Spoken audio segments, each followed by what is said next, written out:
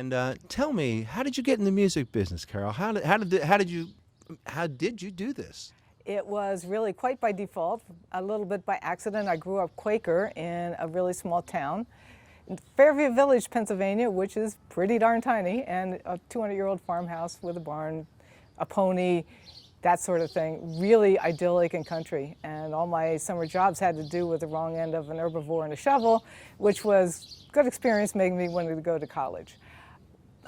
In college, I discovered music.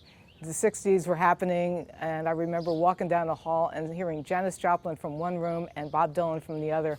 And I got sucked in, joined the college radio station, started working in the college theater and taking theater classes, and all this time still got a degree in agriculture, which is almost impossible to do since one's early in the morning and one's all night, so my afternoon classes suffered, but I had a ball. And I just fell in love with theater and the camaraderie, and the music was so alive back then, I wanted to be part of it. We actually worked together in Boston. That's where we first met. How did you get into Tom Fields? How did that happen? Well, in college, my best friend and I, Dave Berndt, built a bunch of lighting boxes out of plywood and auto headlamps that we stole out of the auto parts dumpster, which meant they broke down a lot, so we needed lots of spares. And we actually did a little lighting tour with Pat Paulson, his presidential campaign in 1971 in New Hampshire, which was a hoot and my first experience, and I was madly in love with it. And in college, I also had the experience of working a stage crew, and there was a memorable night when Chicago was playing and Bob C. was there, and one of his guys had disappeared, and he said, "I'm a man down and I need somebody to run a spotlight. Which of you young kids here knows how to run a spotlight?" Nobody raised their hands. He said, "Okay, which of you young dumb kids knows how to weld?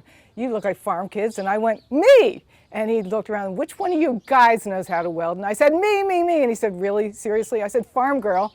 He said, "Okay." And he introduced me to my welding machine, Super Trooper, and that was love at first sight. I had a ball doing that, and I was hooked. Bob C. is one of the first people in the lighting business. He did the Fillmore East. He owns C Factor. He was one of the absolute innovators of this industry. How did you get into Boston? How did that all happen? I was going to school in New Hampshire, and Boston was the next closest town that had a town. So I drove to Boston and interviewed at every lighting company in there, and most of them said, "You're a girl." And I said, "Yeah, I know." And they said, "Well, we can't use you." And I said, "Really? You need that extra appendage to run a light board?" And in those days you actually did, because of a lot of transformers. But I got a lot of doors slammed in my face, and I went over to Tom Fields feeling a little discouraged, and Tom Kippett said, "Well, heck, yeah, if you don't mind painting road boxes, sweeping the floor, and organizing the color files, sure." So I went in there and paid my dues, did anything he asked, and they started sending me out on shows. So you just walked in off the street? I walked in cold. I said I got a college degree in theater and a lot of enthusiasm, and I was working for the Boston Opera doing costumes. So all day I'm in the opera doing beautiful costumes, working with people like Beverly Sills and Donald Graham, incredible people, and living that life and dressing up to the teeth in long gowns and gloves for the galas. And then I'd go out and do a tour. And it was a really interesting combination. So what's your specialty? What did you gravitate toward? I mean, what opportunities, I guess, for you as far as going out on the road? I mean, how did that all happen? How did you get on the road? Being a woman, my opportunities weren't as varied, and being as I have a whole lot of interests, I wound up pretty much doing what came across the plate. And I was very interested in lighting design, and I did a lot of that for Van Morrison, Poco, Phoebe Snow.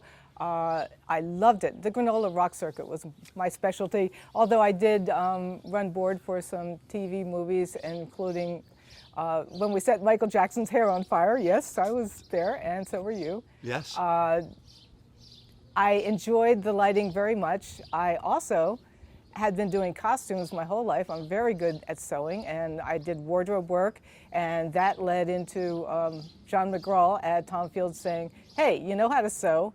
I need a backdrop." "Great, what do you need?" "Well, I need the silver lame, and I need it tomorrow." "Have at it, here's the fabric." And I said, "I don't know how to do this." He said, "Well, I guess you better figure it out." And I did.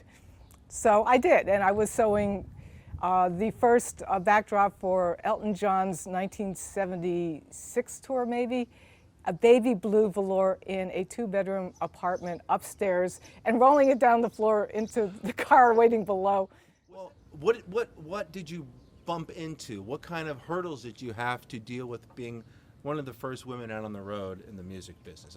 I mean, obviously you were. There were a lot of hurdles. There were times when the stagehands were, shall we say, very resistant to taking orders from a young lady, and it was a constant battle. However, I have a pretty good sense of humor, and I had a great old coal miner grandfather who taught me a couple of tricks. And one thing he taught me was how to arm wrestle. Now, I'm not the biggest person in the world, but I am the smartest. And so I would take my new crew of guys who were grumbling, oh, she's taking a job away from a perfectly good guy, and we would go into the pub that night, because that's what crews do, and I would pick my mark, and I would pick a guy who was a little overweight and had a big ego and very short forearms and was right-handed and had been there a little too long. And I would pick my mark, and I would go up to him and say, hey, these are my guys. I see you're with your guys. I'll challenge you to arm wrestle, and if I beat you, you buy all my guys a beer. And of course, you know, they'd say yes, and at the last second, I would say, no, left-handed. I'm stronger left-handed because I sew so much. And I would take them down, catch the drop on them, and the guys loved me. So that was my little trick. You also got involved, which I found very interesting, in learning about rigging.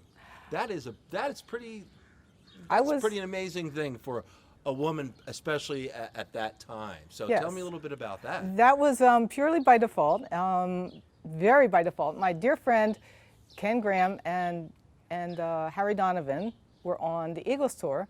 This was in the very beginning of touring these outdoor stages, and they called me up. I was actually doing an opera show somewhere in upstate New York, and they were hired to do these first ever touring backdrops. Bill Graham had done some, but just for Day in the Green, and they would just tie them up and take them down, throw them out. We needed to make a touring set, and I happened to be up there doing opera, and they called me, and so I interfaced with Harry Donovan. We designed the first rigging system to do a touring fabric backdrop, and we worked really, really well together. When it came out to install this thing, Harry looked at all this fabric, and he looked at my sewing machine, which was in a road box, and he looked at me, and he looked at dear Ken, and he said, Ken, I am not going to learn how to sew, but I can teach her how to rig. And Ken went, and I said, do I have any say in this? And they said, no, shut up. You're on the tour, go home, get some clothes, you're rigging. I went, I'm rigging. Okay, fine. All right, I weigh 110 pounds dripping wet, really? And they went, yeah, we got this covered, you can do this. And I did, and I had a ball. So I loved it. You had no problem with heights or anything like that? I love heights. When I was a kid, my grandma could not get me out of the trees. I was always climbing trees or something. I actually really enjoy heights. There is something up there where you can see everything that's going below, and you can hear it all, but nobody looks up. So you have this little privacy bubble that's kind of special. One of my fondest memories of heights was the US Festival. I traded with my partner for, he got Van Halen and I had David Bowie. I made the better of that trade. And it was, yes, you did. It was late at night, and I went 40 feet up in the sound wing with my headset on and tied myself off in the sit harness, and I sat up there with this moon and the stars and this huge audience and this spotlight on this man who was an amazing performer, and I had the best seat in the house. He was magic that night. Yeah, absolutely. So tell me, when you got into TFA, I want to take you back there. Who did you initially contact? I mean, who brought you in? Who actually started you working at TFA? I mean, when I got there, I was in it was the Cambridge office. I walked in, Tommy Kippett interviewed me, and then Tom Field interviewed me, and they both said, okay, fine. And they took me on, and they let me just work my way up. The Cambridge office was really small and really basic. We would run the 4-aught down the street along the curb and hope that cars wouldn't drive into it, and hope it wouldn't get soaked. And it was a real hole in the wall, but it was a lot of fun. It was a very small crew at that point. One of my first jobs, I came in, I had a cast on my leg, I'd had knee surgery, and Tom Kippett looked at me, hobbling in on crutches, and he said, great, what am I going to do with you? And then he said, ooh, and he put me on a dolly, and he wheeled me over to the original KISS sign, handed me a pop rivet gun, and said, good, you can't run away. You're going to put in every damn light bulb in this miserable sign. And I did. And oh my God, was that boring. But what a great sense of accomplishment. Do you feel that we were really kind of, for lack of a better word, inventing the way things had to go? I mean, our jury rigging and things like that. It seems like we always were thinking on our feet. Absolutely. Yeah. Absolutely. It was incredible. We were using theater lights, which were intended for indoor use. They had asbestos cables. We hung them outdoors in a festival in the pouring rain, a huge mud ball fest. I don't even remember where it was, but the power kept going out, and the lights would come and go, and the sound would come and go, and the only thing that was working was the spotlights. Well, there were lights rigged to the spot towers, and they had asbestos, and I at some point had to go relieve this poor guy who had been up there for about 6 hours, and I climbed up this thing, zapped the whole time, zap, zap, zap from the asbestos wires, sending 110 right through my arms, and this guy looked at me and said, I've been here for 6 hours. I'm going crazy. I came up here with 2 beers. Now I got a half a bottle of Heineken, a half a bottle of, you can figure out what that might be. And I'm leaving them with you because you're going to be here a while too. And he scooted down, zap, zap, zap, all the way down. And yes, I was there until dawn. See, that was it. The problem was is that when you did run spotlights that were on the truss, or even you go up to the tower, you could never come down. No, you could not so come you down. had to find buckets and things like that to, let's say, relieve yourself. Shall we say it's more of a disadvantage when you are a woman? This is one of those cases where, yes, it was a problem. So, Carol, tell me, how you have? I know we all have lots of stories, and I want to ask you about Michael Jackson. You were at the video shoot where his hair caught on fire. Is that correct? And so were you. I know it was a memorable experience. I don't think anyone forgot that moment. We were doing a Pepsi commercial, and he had to walk up a little stage, a little set of stairs, and stand there and go, ooh, or something. Ooh! And that was pretty much it. But as these things go, it took forever, and it was take after take after take. And I was running the board, the lighting board, and he would come up in pitch black, and we'd hit him with pyro and then lights. Well, the pyro guy came up to me and said, I can't see him coming. I'm scared. He's missing the mark. I'm scared. I'm afraid I'm going to blow him up. And do you want to call the queue? And I said, no, I really don't want to call the queue. Have fun with that. And he said, please. I said, I can't see him either. And wasn't, but maybe 3 or 4 takes later, yeah, we put him on fire. Yeah. No, I was over on stage left, and I actually saw that spark hit his head. I was quite amazed. I couldn't believe what happened. Well, Jerry curl and pyrotechnics and being a little bit to stage left when you're supposed to be center, it's not a good thing. Yeah. It's all a matter of hitting the mark at the right time and not hesitating and going and doing what you need to do. It was an interesting moment. Yeah, absolutely. Now, the US festivals, when was that? Did you work, what year was that? Was that 83? I actually was out, I worked 2 and I was out part-time for the 3rd. Because I remember Wozniak.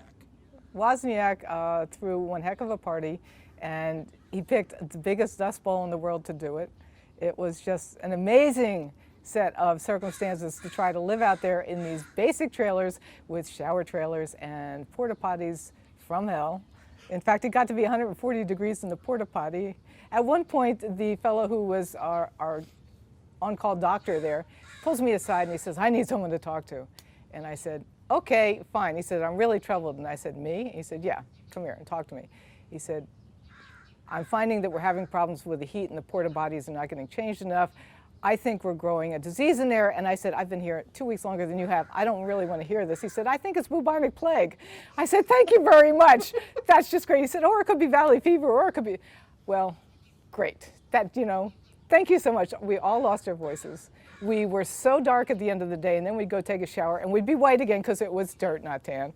Absolutely. I remember being on stage and seeing Bette Midler coming out of one of the porta potties and going, woo! They were nasty sons of bitches. They absolutely were. Who were you out there with? Who hired you? When I was working, I worked the first 2 with Mike Brown, his staging company, and I actually built scaffolding, built the steel, and made the drapes and the roof, and did all the fabric work. It was really great. At one point, they ran out of stagehands, and they gave me a crew from the local Marine recruiting office, and I had this 8 young guys, big tough Marines, following me around, and it was like Mama Duck and Baby Duck, and these guys were, yes ma'am, no ma'am, how high ma'am, and they were just gung-ho, and the other stagehands were looking at me saying, how in the world did you rate? And I said, well, I'm just that cool. They were wonderful. We had so much fun. They were a great crew. But tell me a little bit about the Eagles and that wonderful story about the band that you guys had. Well, I wound up on the Eagles because, like I said, they drafted me, and I had no say in the matter. What year did you start working with the Eagles? Do you remember? I don't remember exactly. I think it was 76 through about 82 or 4. Dates don't stick in my head, so that's not very helpful to you. You can cut that part out. Yes, okay. No, it is. It shows example. Who remembers? I don't know. It was back there in the 70s, and we did it, you know? I do know at one point I had a chance to go out with Elvis, and I said, oh, I'll catch his next tour. I want to do another Eagles tour, and I missed that chance, which I resent. One of the fellows, the sound man, Snake, was Elvis's sound man. Snake? Didn't he work for Maryland Sound? Snake did a lot of stuff. He was Dave Reynolds. He was a really great sound man. Yeah, absolutely, because I toured with him and Dan Fogelberg. Yeah, and Tom Beck was out there doing lights, and known him forever too. Slice is still out with Jimmy Buffett, and still doing it. It was an amazing tour, and Ken Graham, I'm still doing work with him on occasion. I've known him since we were both pups working at the opera together in '72. There you go. Well, tell me a little bit about this band that you were in on the Eagles. Okay, the Eagles, I have to say, was probably the most fun tour and the greatest group of guys that I've ever had the joy of working with. And there were a lot of great groups, but this was a real tight group. We were called the Monster Tones. This started in rehearsals when they were recording all night long in the studio. The roadies were conscripted to come make some sound noise for the background of the record. And so they came in and sang some vocals and kind of made party noise in the background. And this is in the recording studio? This studio? was in the studio, and they became called the Monster Tones for a bunch of reasons that we should probably leave out, because there's certain tales you don't need to tell. But the Monster Tones was our crew, and our crew was really tight. And so when the band was playing, anybody who wasn't nailed physically to a console during all night long would come up on stage and make background noise and sing along with the encore, which was really generous, and it was a treat. Being in front of these huge audiences is really quite a thrill. There's a lot of power, and I really get why somebody would be a performer. It was amazing. Well, it got to be a fun thing between the band and the crew are doing this, and we started using costumes, and me being a costumer, I was a logical person. There was a time when the band was staying in the Playboy Mansion, and we were at a funky Holiday Inn right by the airport.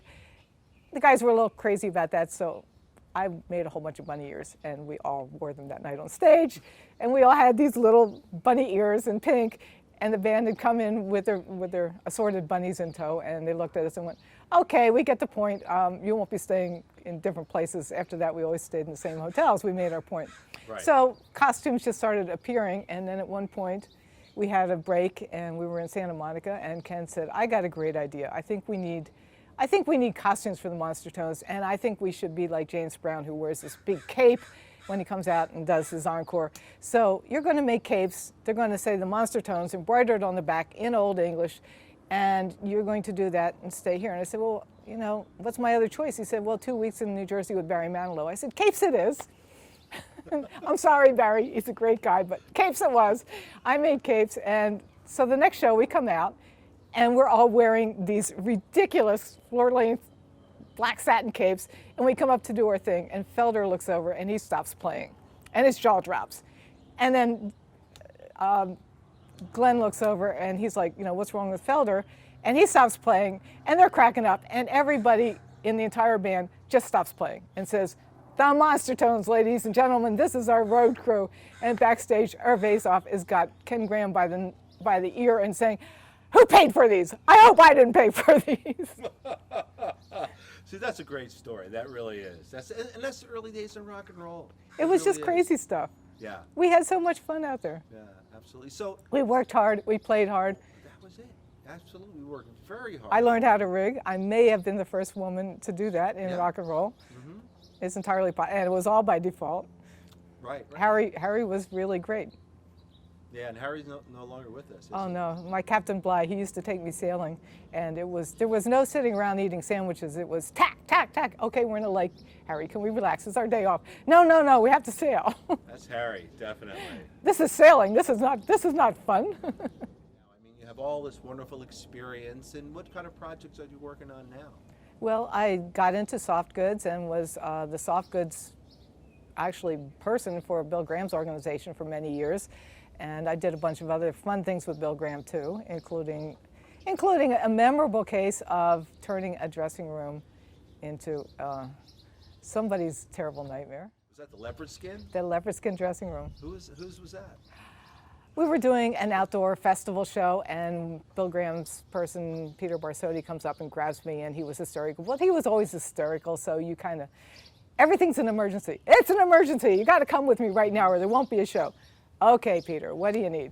He said, well, Keith Richard is having a problem with his dressing room. All right, what can I do for you? Well, he doesn't like it because it's a trailer. Well, Peter, I don't think I can fix that part. Well, he wants it to be leopard skin. He wants, what? He wants leopard skin. Okay, Peter, which part of the trailer does he want to be leopard skin? Well, all of it, and I have a runner out buying all the leopard skin in town, and he's on his way over here. Here's a staple gun, grab your sewing machine, go nuts. Okay, we get down there. Staple up one wall, across the ceiling, down the other wall, sewed up a couple of curtains for the windows, we stapled over the doors, we're just everything, made some bedspreads, made some little throw pillows. The person working with me sticks her head out of the bathroom and says, he needs a leopard skin toilet. And I said, really? That's kind of tacky. She said, tacky? Tacky? It's a leopard skin dressing room. I think we left tacky a long time ago. So Mr. Richards had a leopard skin toilet that night. We made a nice little toilet seat cover for him. The whole room was leopard skin. Oh my God. And we go running out of there. And I had a little bit of time left over, so I made him a little leopard skin vest so that while he was in his room, he could match his room. Mm-hmm. He comes strutting out on stage for a rehearsal with a big grin on his face, wearing the leopard skin vest. So I guess he was happy. That's great. Recently, you were telling me, what did you do at the Hollywood Bowl? What one of your jobs? Yeah, when I decided that when I had kids, I stopped touring actively and stayed around doing, I've started a Custom Soft Goods, which is a soft goods company, and one of my jobs recently was to make the new back wall liner for the Hollywood Bowl, which is made out of fabric, and we just installed that. And that's great. It's a soundproofing thing. It looks absolutely beautiful right now, but I'm sure the little dirty hands will take care of that. Yeah. But it was a fun project being up in a van lift with a bunch of young guys, and you know. Plus, also working the Hollywood Bowl. I always and think the that, bowl is yeah, just a beautiful. There's just so much history there. Just going there in itself is fun.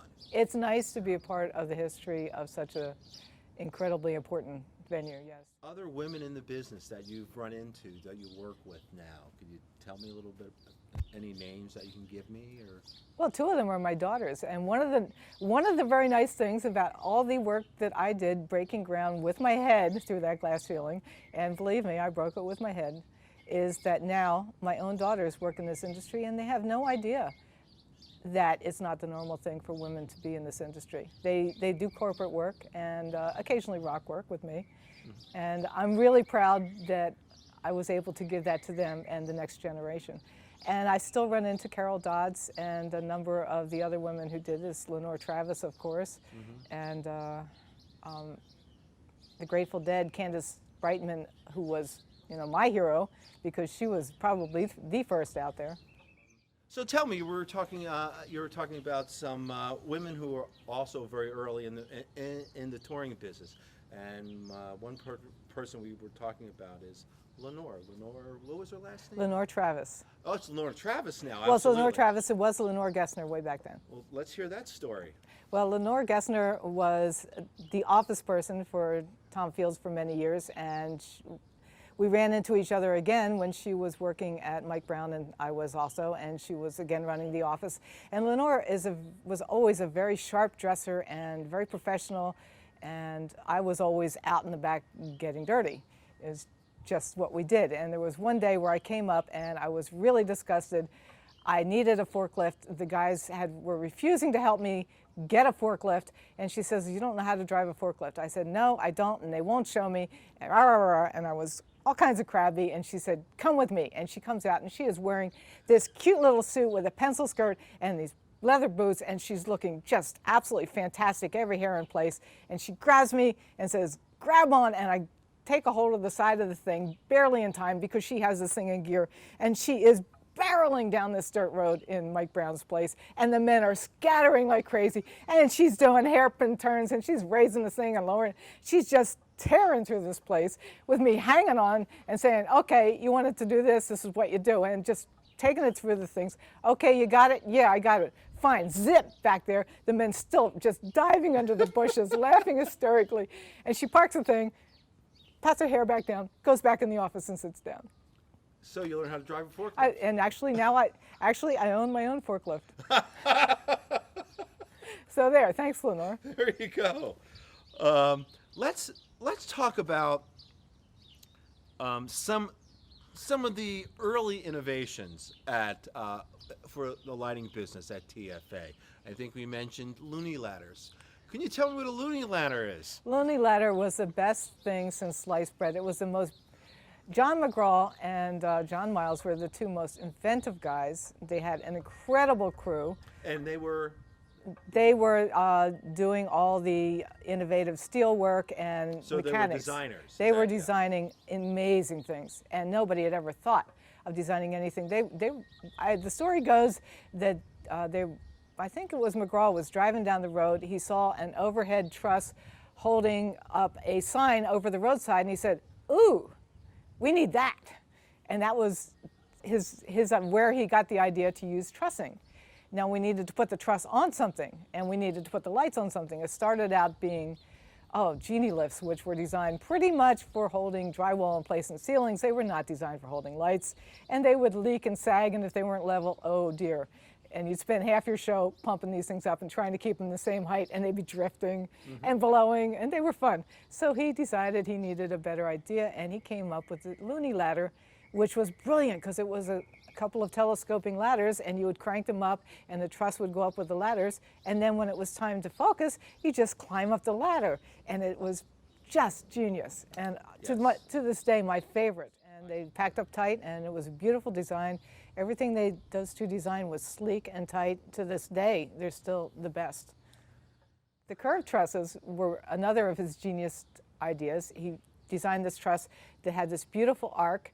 Nobody had ever seen anything like that or thought about it.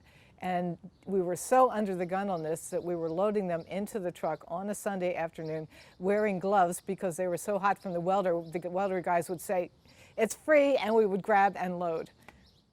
Do you have maybe some horror stories? One horror story.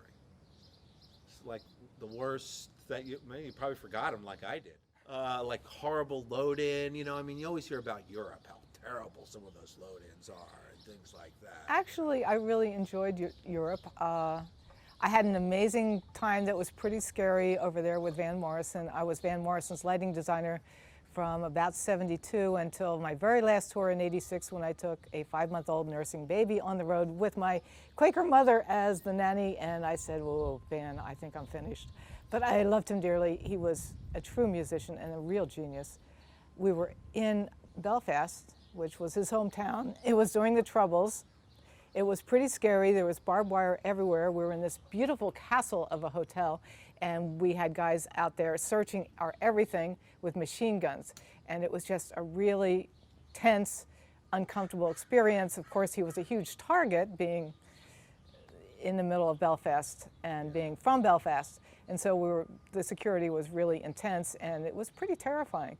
And we stayed up all that night, and there was an old upright piano, and the piano player was playing on this piano, and everybody was singing and playing and drinking tea and just kind of hanging together in this very primitive campfire type setting, just really bonding to each other. That here we were in this beautiful, gorgeous castle with these guys with machine gun patrolling by and lights, and it was just a war zone. And the next day we were told there was a bomb scare at the venue. It was a very low ceiling venue. The lights were pretty much on top of the drummer's head. It was a real tight situation, and it was a very, very tense evening, but we survived it, but that was a lot of reality. Yeah, well, that is. That's one thing That about was very real. touring. You do see a lot of reality, even though sometimes I know we are protected from the reality too. When we get in that little bubble and we feel like we're a family. That's what happens. I know when we got on tour, we end up becoming a family eventually. It really is. It is a tribal thing. It is a bond of a foxhole brotherhood of the road. You bond because you are in this foxhole with these people. And to this day, some of my best friends are my road brothers and sisters. And they have been such support through all the years. And what that bond is just incredible. We saw things and we had this life that nobody else really quite understands. One of my best friends was a school teacher, and she said, Carol, your life is infrared and ultraviolet and none of the middle. I'm a school teacher. I married my high school sweetheart. My life has always been pretty beige. There is no beige at all in your life. It is everything but beige, and it just amazes me how fearlessly you dive into these situations and just say, oh yeah, I can do that. I'm Carol Reed, and as Van Morrison would say, it's too late to stop now. I'm Carol Reed, and as my little buddy John Lee Hooker always said, I'm old, but I'm not dead yet.